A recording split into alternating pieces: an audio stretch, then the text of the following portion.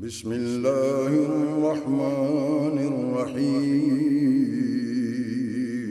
شروع اللہ کے نام سے جو بڑا مہربان نہایت رحم والا ہے۔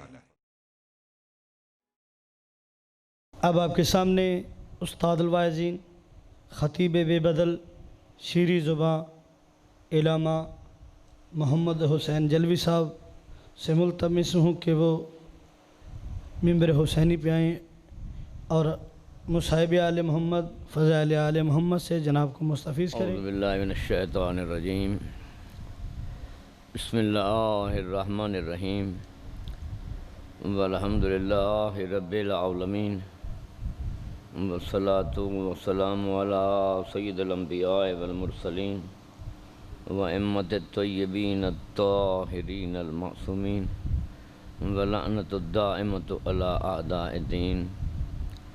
اما بعد فقد قال سبحانہ وتعالی فی کتابہ المحکم وخطابہ المتقن وقولہ احسن۔ بسم اللہ الرحمن الرحیم، یا ایہا الرسول بلغ ما انزل الیک من ربک وإن لم تفعل فما بلغت رسالتہ واللہ یعصمک من الناس۔ صلوات پڑھیں۔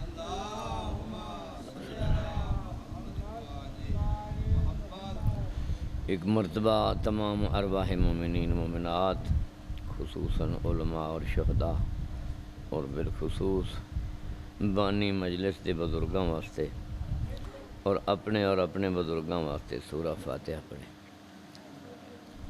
بسم اللہ الرحمن الرحیم، الحمدللہ رب العالمین، الرحمن الرحیم، مالک یوم الدین، ایاک نعبد و ایاک نستعین، اهدنا الصراط المستقیم، انعمت علیہم غیر المغضوب علیہم۔ اونچی آواز نال صلوات پڑھیں۔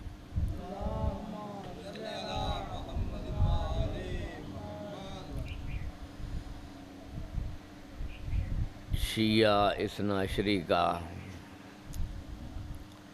امامت و خلافت کے متعلق جو نظریہ ہے، میں سادہ لفظوں میں عرض کروں گا تاکہ جوان طبقہ سمجھے کہ ہم ان 12 اماموں کو کیوں مانتے ہیں، ہمارے پاس ان کو ماننے کے لیے کیا کیا دلائل ہیں۔ ادھر ادھر سے سن لیا، یہ کوئی تحقیق نہیں ہے،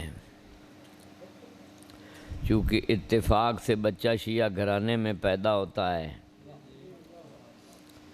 تو ابتدائی سے جب تھوڑا سا ہوش سنبھالتا ہے نا تو اس کو پینتن پاک کے نام یاد کرا دیے جاتے ہیں، 12 اماموں کے نام یاد کرا دیے جاتے ہیں، 4 معصومین علیہم السلام کی شناخت کروا دی جاتی ہے، اصول دین اس کو رٹوا دیے جاتے ہیں، فروعات دین اس کو بتلا دیے جاتے ہیں۔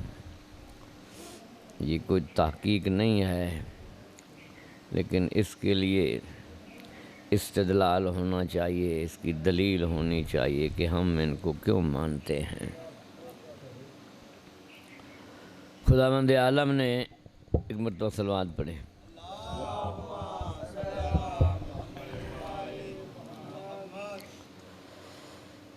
اس روئے زمین پر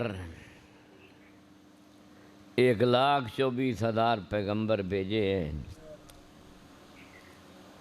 تاکہ انسان کو درجہ کمال تک پہنچائیں، انسان کی ہدایت کے لیے آئے ہیں، لیکن ہدایت کے مواقع دیکھیں کہ کون کون سے امور اور قواعد ہیں کہ جن پر ہم عمل کریں گے تو ہم بن جائیں گے کامل انسان، اور اگر عمل نہیں کریں گے تو ہم حیوانات سے بھی بدتر ہو جائیں گے۔ 1,24,000 پیغمبر ہر دور میں اللہ کا پیغام لے کر آئے ہیں، اور انہوں نے آ کر اللہ کی مخلوق کو بتلایا ہے۔ ہمارے نبی آخری نبی ہیں، یہاں پر نبوت کا اختتام ہے۔ اب نہ کوئی نیا نبی آئے گا، نہ کوئی نیا دین آئے گا۔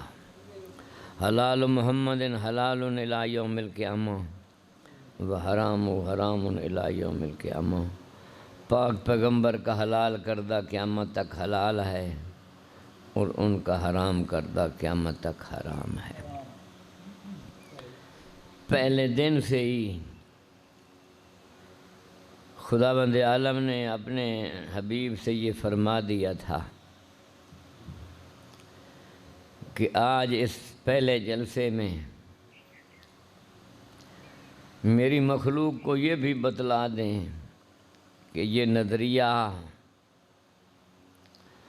یہ مشن میں اپنے کس کے سپرد کر کے جاؤں گا، کون ہے کہ جو میری جانشینی کے لائق ہو سکتا ہے۔ کچھ لوگ کہتے ہیں کہ جی 3 سال تک پاک پیغمبر خفیہ طور پر تبلیغ کرتے رہے ہیں، آخر ان 3 سالوں میں کوئی آدمی حضور کو مل گیا، اس کو کچھ دین بتلا دیا، ساتھ ساتھ یہ بھی کہہ دیا کہ کسی اور کو نہ بتلانا، تو اب ہمیں کیسے پتہ چل سکتا ہے کہ پہلے اسلام لانے والا کون ہے؟ میں نہیں سمجھتا جو پہلے لایا ہے میں اس کو جنت میں 10 گھر دیتا ہوں۔ مسلمانوں نے یہ تفریق کیوں ڈالی ہے جبکہ پورے ورلڈ میں یہ چیز مشہور ہے کہ سب سے پہلے لانے والا علی ہے؟ لیکن میں نہیں مانتا، اور نہ ہمارے کسی شیعہ بچے کا عقیدہ ہے، چونکہ ایمان لاتا وہ ہے جس کے پاس پہلے نہ ہو، اور جو خود عین اسلام اور عین ایمان ہو، ہم کیسے کہہ سکتے ہیں کہ ایمان لائے تھے؟ یہ تو پاک پیغمبر نے خندق کے میدان میں فرما دیا تھا۔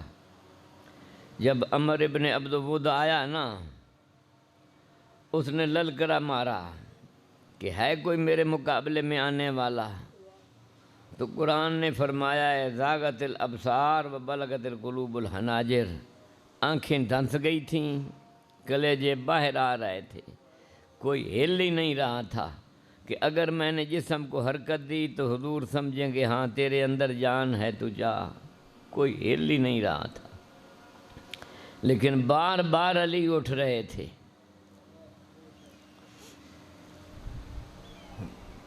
تو یہاں ایک مرتبہ حضور نے علی کو وارننگ بھی دی ہے، تو جو بار بار اٹھ رہا ہے پتہ ہے وہ کون ہے؟ انہو عمر ابن عبد ود، وہ امرو ہے۔ تو علی اگڑائی لے کر دیکھ کر عرض کرتے ہیں اگر وہ امرو ہے تو انا علی ابن ابی طالب، میں علی ہوں۔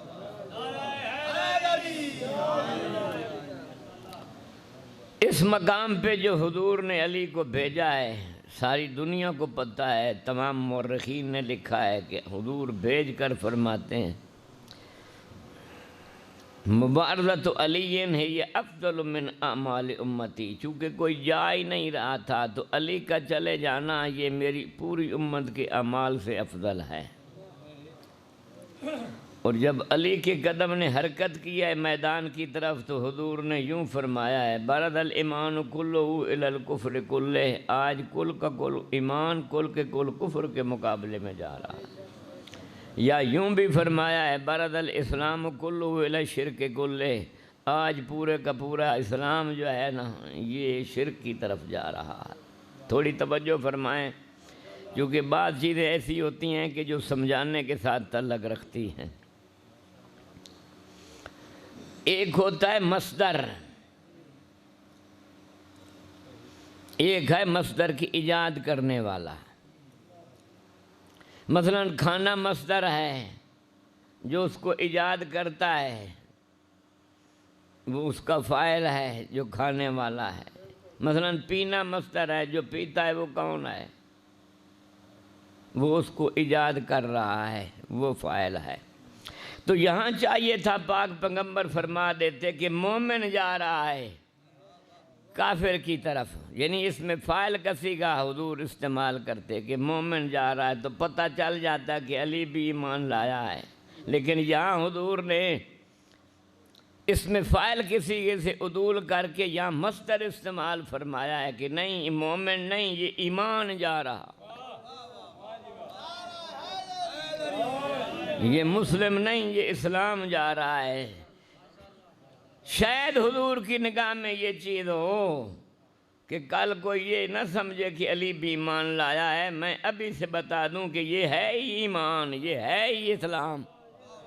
اب مومن کون ہوگا؟ جو اس کو مانے گا وہ مومن ہے۔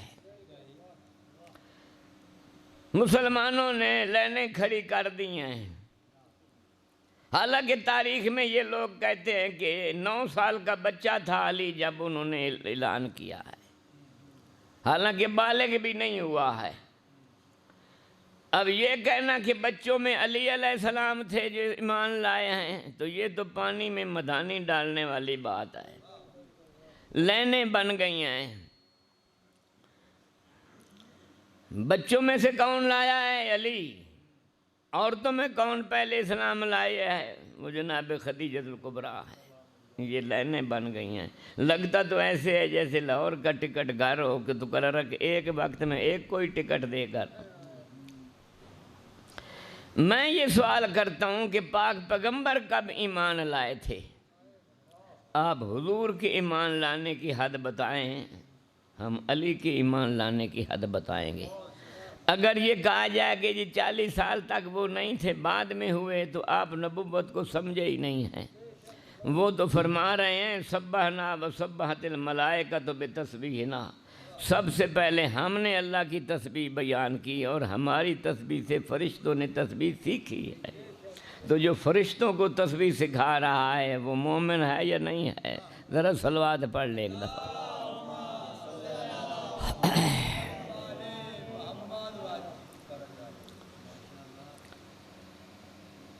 پہلا جلسہ وہ بھی اسلام دا، انسان کو سوچنا چاہیے کہ ایک کتھے ہو جائے۔ پاک پیغمبر آتے ہیں چچا کے پاس اور یا کر فرماتے ہیں چچا اسلام کا پہلا جلسہ کرنا چاہتا ہوں، گھر بھی مجھے تیرا درکار ہے، لنگر بھی مجھے تیرا درکار ہے۔ بڑے سمجھدار آدمی بیٹھے ہو، ایمانداری نال دسو،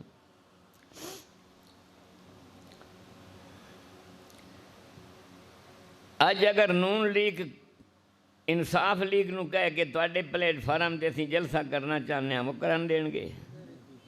تے جی انصاف لیگ آ کے نون لیگ نو کہ اسی تواڈے پلیٹ فارم تے جلسہ کرنا کرن دین گے؟ اگر ابو طالب کا دین مذہب کوئی اور ہوتا تو کہہ سکتے تھے بھتیجے کم از کم میرے گھر کا تو خیال کریں۔ اور لنگر بھی دیا ہے حضور نے۔ آپ بھی جانتے ہیں کہ اگر کوئی غریب آدمی مجلس کرائے اور لنگر نہ ہو نا تو مجمع کم آتا ہے۔ لنگر میں کیا تھا؟ ایک پیالہ دودھ کا، ایک ران بکرے کی اور 3 کلو وہ بھی جو دا آٹا۔ یہ کوئی اتنا نہیں، جیڑے بندے ایک اٹھ دا بچہ بھن بھنتے آدمی کھا جاندہ تے ڈگار نہیں ماردہ، او دے اگے ایک ہی آ، لیکن سب نے سیر ہو کر کھایا اور سب نے سیر ہو کر پیا۔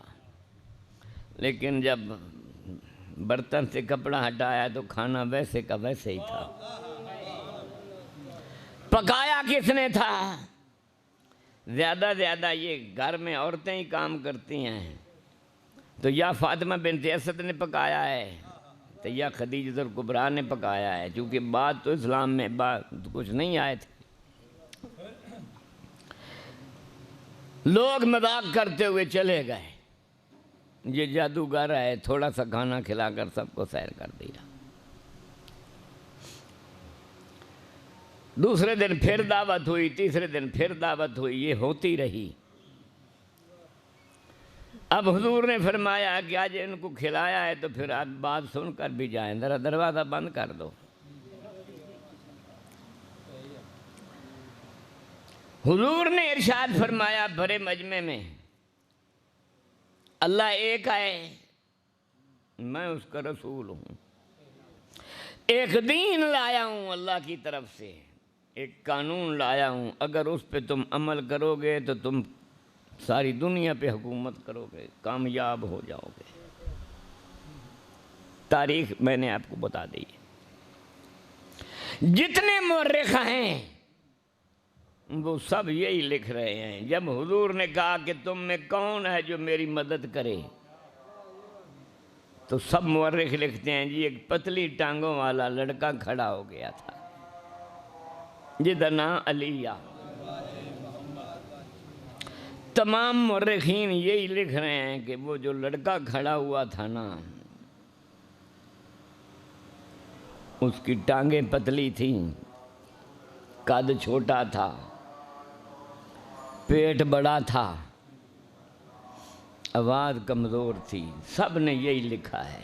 توجہ چاہتا ہوں، میں تواڈے کول آیا وزیر آباد تو تواڈی خدمت جو کو بیان کر رہے ہیں پڑھتے چلا جاواں گا، تسی باہر نکلو کو بندہ تواڈے تو پوچھے جی وہ وزیر آباد تو مولوی صاحب آئے نا، تسی کہو جی ہاں آئے تھے، انہوں نے پڑھا اور چلے گئے، یہ بات کا مکمل جواب ہے۔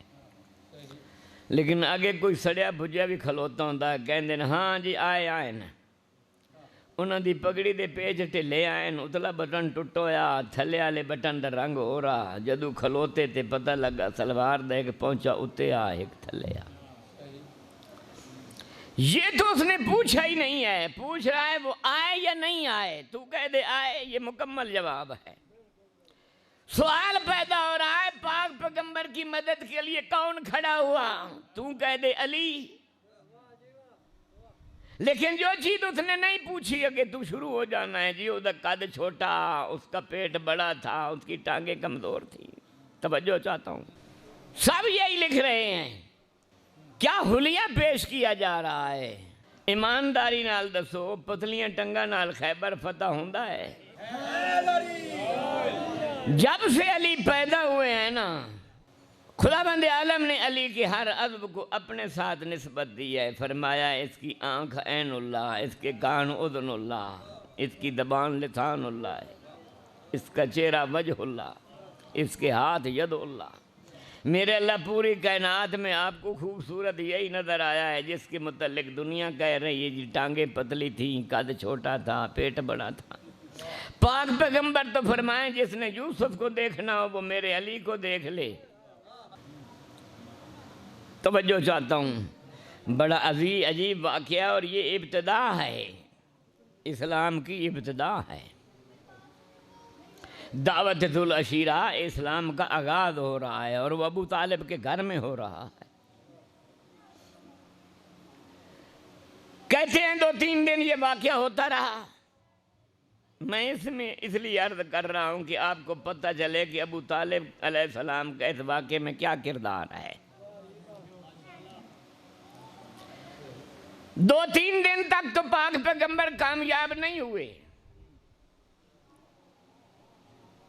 چونکہ وہ ابو لہب اٹھ جاتا تھا اور وہ لوگوں کو لے جاتا تھا بگا کر۔ ایمانداری نال دسو، آخری سورت تساں پڑھی ہے نا قرآن مجید دی، او دے وچ کی آندا ہے؟ فی صدور الناس، شیطان دا کام کیے او بندیاں دے سینے وچ گھس جاندا ہے تے اوتھے انہاں نوں گمراہ کردا ہے۔ اگر کوئی سر پھرا بول رہا ہو نا تو حقیقت میں وہ نہیں بول رہا ہوتا ہے، شیطان اس کے سینے میں ہوتا ہے، وہ اس کو بلواتا ہے۔ یہ ابو لہب نہیں بول رہا تھا بلکہ ابلیس اس کے سینے میں بیٹھ کر اس کو بلوا رہا تھا، یہ آلہ تھا ابلیس کا۔ تو اصل میں جھگڑا جو ہے نا یہ ابلیس اور ابو طالب کا ہے۔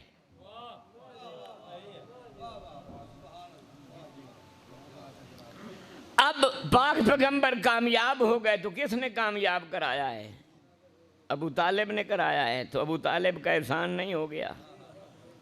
تو شیطان کو غصہ نہیں آیا ہوگا کہ 3 دن تک تو میں کامیاب میں نے نہیں ہونے دیا ہے، آج اگر ابو طالب نہ ہوتے تو آج بھی میں کامیاب ہو جاتا، یہ ناکام ہو جاتے۔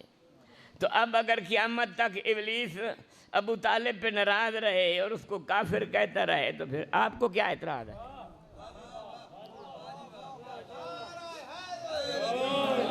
واقعہ کیا ہے؟ 2-3 دن ہوئے، تیسرا دن ہے یا چوتھا دن، ابو لہب اٹھ رہا ہے۔ اس کا جسم کو حرکت دینا تھا کہ تاریخ بتاتی ہے کہ کام ابو طالب بڑے مجمع میں کھڑے ہو جاتے اور عجیب تیور بدل کر اور بڑے گرجدار الفاظ میں اس کو یوں فرماتے ہیں، اس کو دیاور مالک بہادا، وہ کانے خاموش، اپنی حیثیت بھی دیکھ، میرے بھتیجے کی شان بھی پہچان۔ آور عربی میں کانے کو کہا جاتا ہے۔ کسی نے یک چشم کہہ دیو کہ وہ ایک آنکھ ٹھہر جا۔ ابو لہب معمولی نہیں تھا، مکہ کے سرداروں میں سے تھا۔ ہے کوئی ایسا آدمی کہ کسی چودھری کے ڈیرے پر جا کر اس کو کانا کہہ سکتا ہے؟ ابو طالب کا رعب و جلال اتنا تھا کہ اس میں سکت پیدا ہو جاتی ہے اور وہ گھبرا کر بیٹھ جاتا ہے۔ فرماتی اس کو دیاور مالک بہادا، وہ کانے خاموش، اپنی حیثیت بھی دیکھ، میرے بھتیجے کی شان بھی پہچان۔ وہ گھبرایا اور بیٹھ گیا۔ اس کا بیٹھنا تھا۔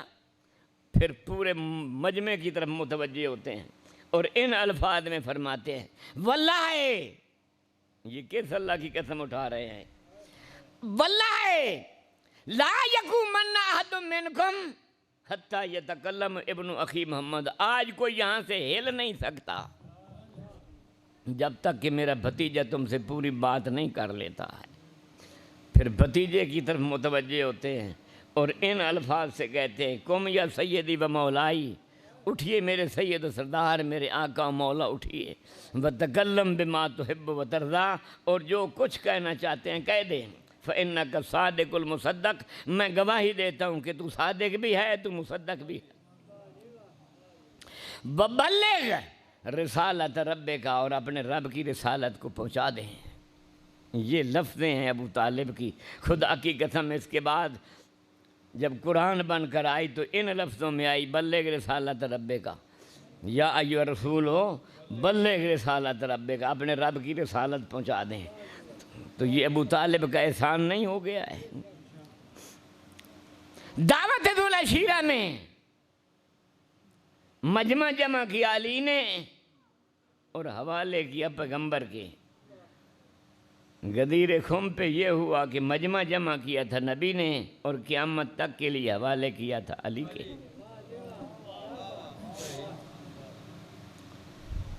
پاک پیغمبر علی سے یہ وعدہ کر کے گئے تھے، یا علی میں جا رہا ہوں، میرے بعد میری امانتیں دے کر آ جانا ہے، اور تیرا میرا وعدہ ہے جب تک تو نہیں آئے گا میں مدینے میں داخل نہیں ہوں گا۔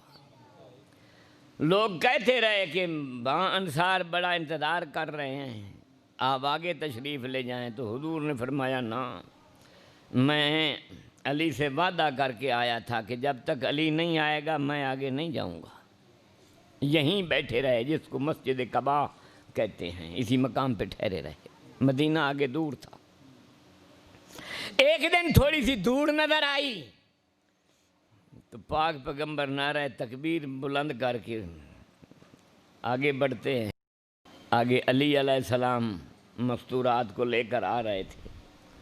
پاک پیغمبر نے آ کر علی کو سینے سے لگایا ہے، پیار کیا ہے، پھر اپنی ناکہ پہ علی کو بٹھایا ہے۔ پاک پیغمبر آگے بیٹھے، علی کو پیچھے بٹھایا ہے۔ اب ناکہ مدینے کی طرف روانہ ہے۔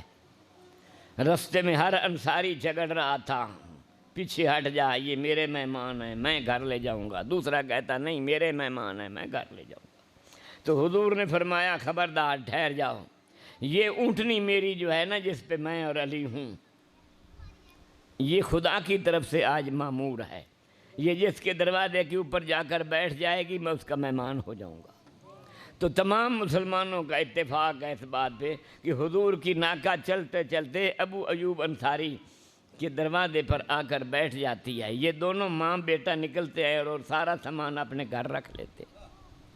پاک پیغمبر اور پاک پیغمبر کی آل اطہار 3 مہینے تک ابو ایوب انصاری دے گھر مہمان رہندے، مہمان رہے اور وہ میزبان رہا۔ 3 مہینے تک کھانا ناشتہ دوپہر شام یہ سارا وہ حضور کو اور حضور کی آل کو دیتا رہا۔ ہم تمام مسلمان اس چیز کو مانتے ہیں کہ اگر ابو ایوب انصاری کوئی عمل نہ کرے، نہ نماز نہ روزہ کچھ نہ کرے، تب بھی وہ 3 مہینے مہمانی کرنے سے وہ سیدھا جنت جائے گا۔ تو مسلمانوں کو اتنا تو سوچنا چاہیے کہ 3 مہینے مہمانی کرنے والا سیدھا جنت جائے، اور 46 سال ابو طالب پاک پیغمبر کو گود میں بٹھا کر کھلانے والے کے بارے کیا خیال؟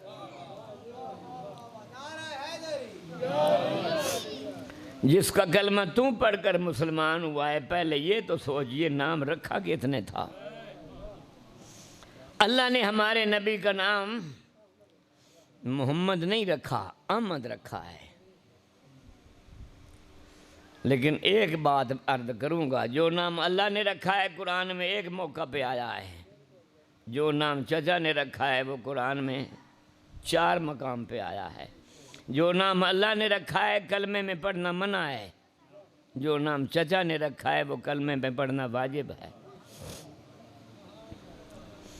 روایتاں بن گئیاں نے، مسلمان کہندے نے کہ ابو طالب گھر دے الگ تھلگ ایک کمرے دے وچ لیٹے ہو جائیں بستر تے کہ پاک پیغمبر آتے ہیں اور آ کر دیکھ کر کہتے ہیں چچا اونچا نہ صحیح تو کم از کم میرے کان میں ہی پڑھ دیں۔ توجہ، یہی روایتیں ہیں۔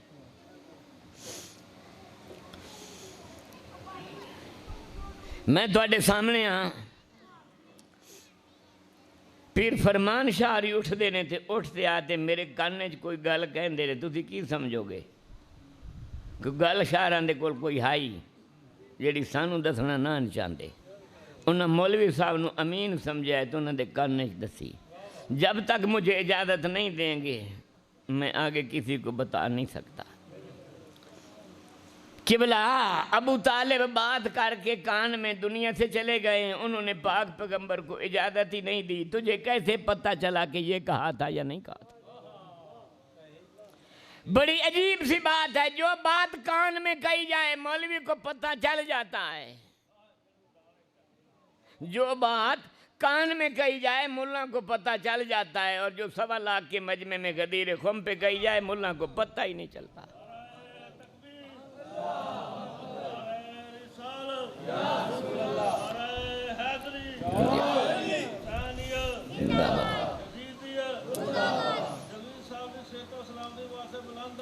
ماشاءاللہ ماشاءاللہ، جتنے احکام دین تھے نا پاک پیغمبر نے سب پہنچا دیے تھے۔ نماز، روزہ، حج، زکوٰۃ، صرف 2 رہ گئے تھے، ایک حج اور ایک ولایت والا اعلان، باقی سارے نبی نے پہنچا دیتے تھے۔ اگر حج دے دوران ہی اے حکم نبی پاک دے دے ولایت دا دس دے تو اس دی اہمیت نہیں ہونی۔ بندے آندے کہ اصل تے حج ہی آئی نہ تے اے وچ جملہ انہوں نے کہہ دیتا، یہاں نہیں فرمایا۔ مدینے سے آپ باہر نکلے نا اے مکے سے، تو وہاں رستے میں ایک جوڑ آتا ہے جنہوں تسی کی آندے اپنی زبان ہے، ٹوआ چھپڑ، سارے علاقے دا پانی اتھے آتے جمع ہوندا۔ اس عربی دے وچ اس ٹوئے نو اسی تے ٹوआ کہہ دینے ہیں، او کہہ دینے غدیر، سمجھ آئی؟ لیکن علاقہ خم دا جویں خیبر ہے، قلعے دا نام خیبر نہ، قلعہ قاموس آ، لیکن علاقہ جیڑا وہ سارا خیبر آ، اس وجہ تو قلعہ خیبر مشہور ہو گیا۔ ایک غدیر جیڑی آئی یہ بھی ٹوआ، لیکن علاقہ چونکہ خم دا تو لہذا وہ خم غدیر ہو گیا۔ پاک پیغمبر نے پیچھے حج کیتا ہے، عرفات تے گئے نے، منا تے جنہیں احکام مناسک ہیں وہ سارے انجام دیتے نے، پھر آتے خانے کعبے دا طواف الوداع بھی کیتا ہے، طواف زیارت بھی کیتا ہے، اور پھر چلے۔ میں تھوڑی جی تفصیل تو دس لواں، ذرا صلوات پڑھ لیں۔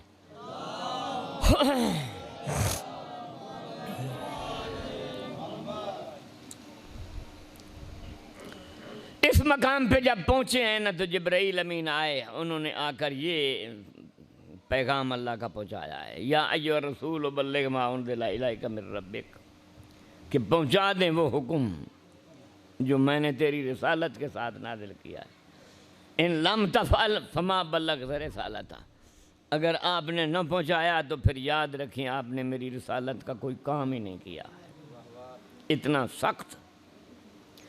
آگے والا جملہ قابل غور ہے۔ اللہ فرماندہ ہے واللہ یعصمک من الناس، اے پیغام پہنچا دے تے بندے تو نہ ڈر، واللہ یعصمک من الناس، خدا ان کے شر سے تجھے محفوظ رکھے گا۔ قبلہ خطرہ، جبرائیل بھی کہہ رہا ہے کہ آج خطرہ ہے، اللہ بھی گواہی دے رہا ہے کہ خطرہ ہے، آج میں تجھے محفوظ رکھوں گا، تم بتا دو۔ جتنے احکام پاک پیغمبر نے پہنچائے کہیں پہ خطرہ نہیں تھا، لیکن یہ ایک ایسا معاملہ تھا کہ جہاں خطرہ تھا۔ تسی جتنے ناچ گانے کرو، ڈھول ڈھمکے کرو، کوئی خطرہ نہیں، جتھے مظلوم دی مجلس ہوندی اتھے خطرہ ہے۔ اللہ فرما رہا ہے واللہ یعصمک من الناس، آپ نہ گھبرائیں، میں آپ کو ان کے شر سے محفوظ رکھوں گا۔ پاک پیغمبر فرماتے ہیں میری ناکہ کو بٹھا دیا جائے، ناکہ بیٹھ جاتی ہے، حضور فرماتے ہیں لوگوں کو اکٹھا کرو۔ کسی نے کہا جی لوگ تو آگے چلے گئے ہیں، فرمایا ان کو واپس بلاؤ۔ کچھ لوگ پیچھے رہ گئے ہیں، فرمایا ان کو کہو کہ جلدی آئیں۔ یا رسول اللہ آج 1400 سال کے بعد یہ حکم ہم تک پہنچ گیا ہے، تو جو جا رہے تھے ان کو جانے دیتے، ہم تک اگر پہنچ گئے تو ان تک بھی پہنچ جاتا۔ فرمایا نہیں، آج جو میں حکم دے رہا ہوں نا یہ ماضی، حال، استقبال تینوں کو شامل ہے، اللہ سب کو کٹھا۔ سارا مجمع کٹھا ہو گیا اور حضور نے فرمایا یہ کلاڑیاں لے لو یا تلواریں، جڑیاں جھاڑیاں جھوڑیاں نے بھی صاف کر دیو، چٹیل میدان بنا دیو، کوئی سبدہ نہ، ایک درخت آو بھی سکویا، جھاڑیاں بھی اڑا دو۔ کیوں؟ کل کوئی یہ نہ کہے میں جھاڑی کے پیچھے کھڑا تھا مجھے علی نظر نہیں آئے تھے، سب چٹیل میدان کا۔ ممبر بناؤ، سبحان اللہ، میرے اللہ تسی تے رسولاں دے بھی یا رسولہ تسی تے رسولاں دے بھی رسول ہو۔ آصف برخیا ایک لمحے جی تخت بلقیس منگوا لیا تے تسی اگر حکم دیں دے تے کیا تہاڈا تخت تہاڈا ممبر جیڑا مدینے آ نہ آ سکدا، لیکن نہیں، فرمایا نہیں ممبر بناؤ۔ فرمایا وہ جو ممبر ہے نا مدینے میں اس میں جو چاہے بیٹھے، یہ ولایت کا ممبر ہے، یا آج میں بیٹھوں گا یا علی بیٹھے، اور یہی وجہ ہے کہ بنوایا اور پھر توڑوا دیا، ممبر بنائے۔ پہلے 1.5 گھنٹہ علی کے فضائل بیان کیے، پھر علی کو بلاتے ہیں اور یوں اٹھاتے ہیں جو ایک لمحے میں قلعہ خیبر کو دھچکے سے اڑا دے، اس کو پکڑا ہے اور پکڑ کر پاک پیغمبر نے آگے کھڑا کیا ہے۔ بالکل وہی منظر جیڑا دعوت العشیرہ۔ دعوت العشیرہ میں کیا ہوا تھا؟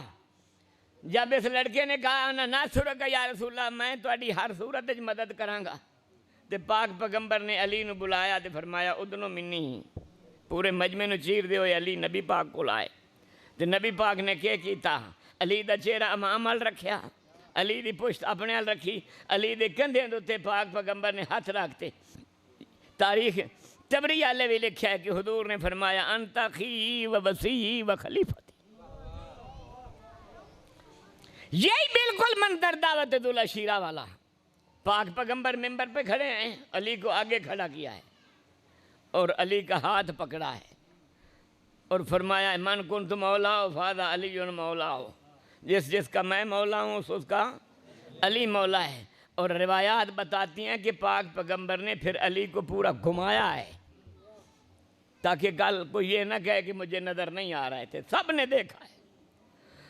پاک پیغمبر نیچے اترتے ہیں، ساتھ علی بھی اترتے ہیں۔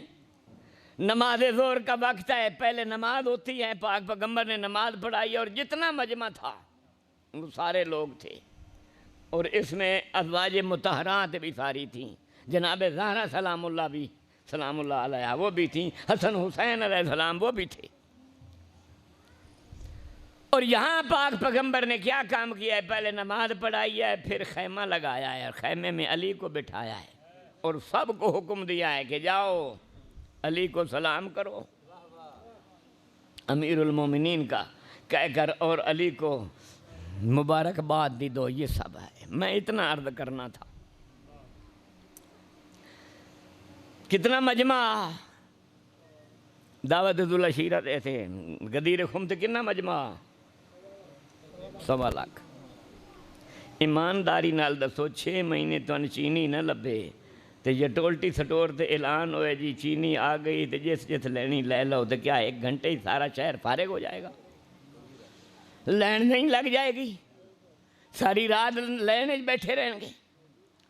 قبلہ 1,24,000 آدمی تھا، سب نے خیمے میں جانا ہے، ایک جانا ہے، اس نے نکلنا ہے، پھر دوسرا، پھر تیسرا، پھر چوتھا، جا کر علی کو سلام کرنا ہے اور مبارک دینی ہے۔ سب پہ یہ حکم تھا۔ تو کتنا ٹائم لگا؟ یہاں اسلام بتاتا ہے کہ 3 دن لگ گئے تھے یہاں۔ تاریخ پڑھے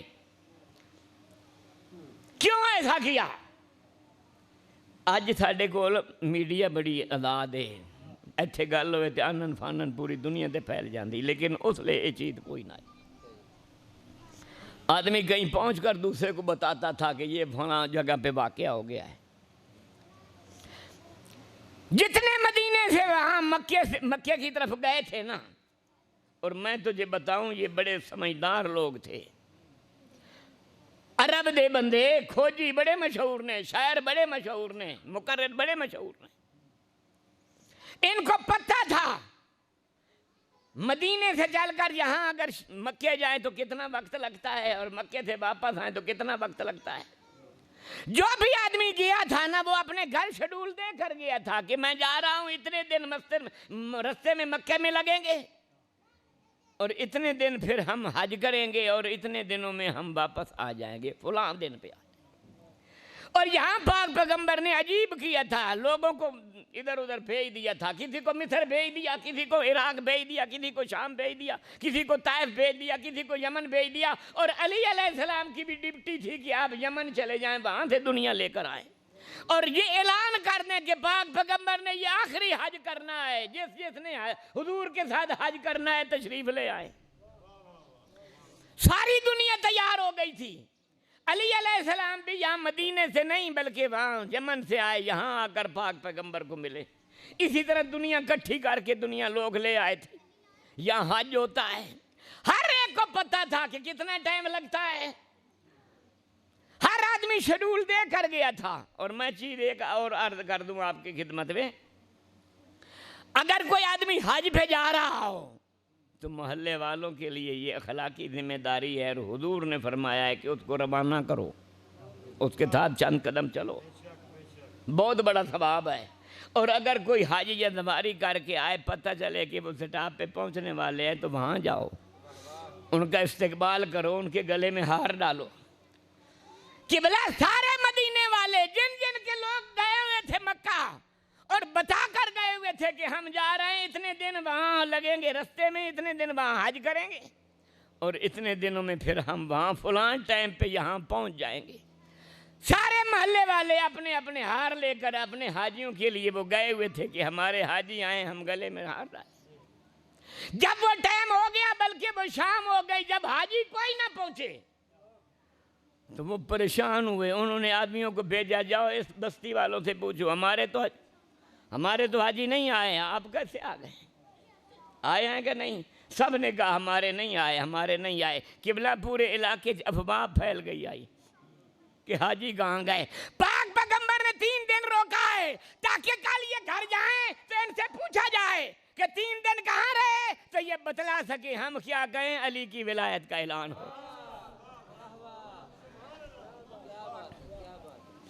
جتنے احکام تھے پاک پیغمبر نے پہنچا دیے، اور یہ ایک اعلان رہتا تھا۔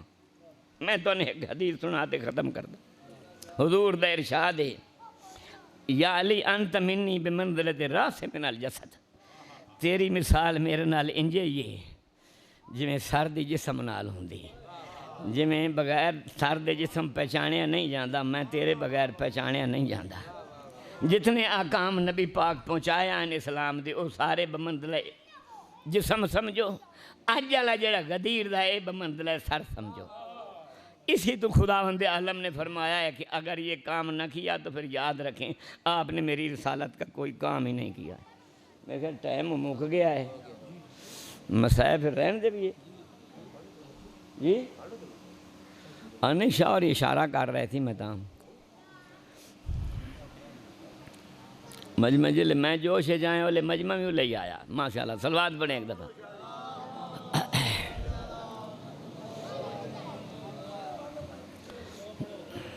جتنے آئے ہیں پاک پیغمبر نے احکام پہنچائے ہیں، اور تمام عبادات میں افضل عبادت نماز ہے،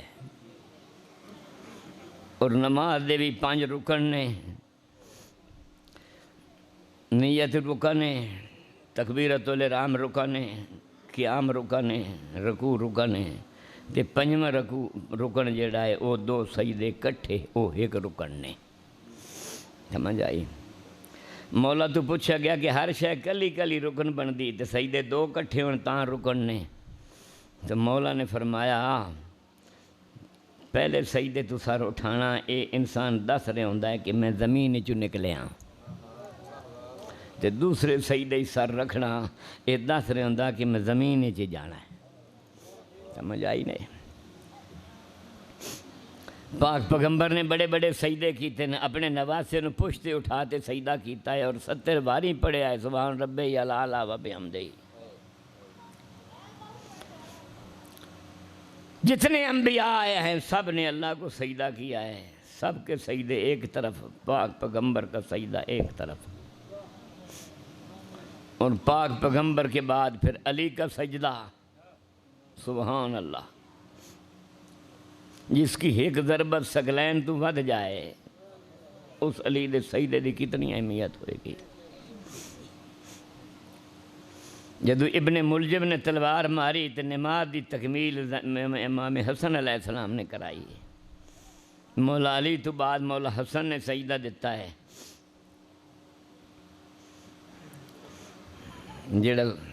جہدے بارے کہ سید شباب اہل الجنہ، پھر مولا حسین دا سجدہ اتنا لاجواب سجدہ ہے کہ جوش ملی آبادی تو لائے تھے سارے شہران تائیں، علامہ اقبال تائیں، ہر ایک نے یہی لکھا ہے کہ اسلام کے دامن میں 2 ہی چیزیں ہیں، ایک سجدہ شبیری، ایک ضرب ید اللہ۔ ایمانداری نال دسو جنہیں جنہیں سجدہ کرن والے تواڈے سامنے میں عرض کیتے ہیں، انہاں چوں سید الساجدین کون بڑے ہیں؟ پاک پیغمبر نے سجدہ کیا سید المرسلین بنے، علی نے سجدہ کیا سید الاولیاء بنے، سید الاوصیاء بنے، امام حسن علیہ السلام نے سجدہ کیا سید شباب اہل الجنہ بنے، مولا حسین نے سجدہ کیا سید الشہداء بنے۔ لیکن ایمانداری سے بتائیں سید الساجدین کون بنا ہے؟